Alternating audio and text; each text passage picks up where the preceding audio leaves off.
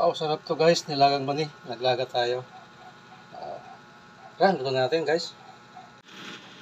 So guys, ito yung ating nilinis kaya na binili nating mani dun sa palengke. At may tubig na to, lagyan natin ng kunting asin. Ayan.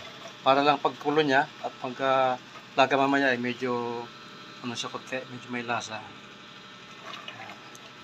Okay, salang po natin sa may kalan po.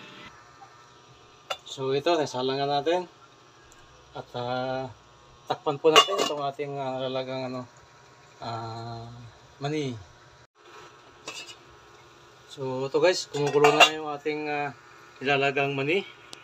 So kanina, pagbili natin sa palengke ito ay hinugasan po natin. 4 na beses ito hinugasan. So ito, hindi lang naipagkita po kayo paghugas nito.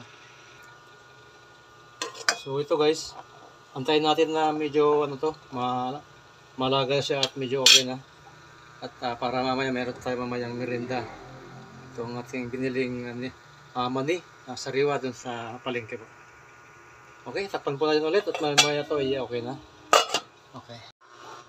So check natin guys ating nilalagang mani. So okay na to guys. Halos wala ng tubig siya. At tinikman natin to kanina, okay na. Sasalit po natin sa lagayan at mabawasan yung tubig na maliit. Sasalit po natin. Wow, sarap naman ito. Pang guys, meron na mamaya ito. Nilagang mani. Okay. So sarap nito, mainit pa. Okay guys, thank you so much and God bless. Please subscribe to the channel. Thank you so much. Bye bye. Thanks. So okay guys, ito yung ating nilagang mani kanina. So pang merienda guys, ating nilutong nilagang mani dito sa palengke. Okay guys, thank you. Bye bye.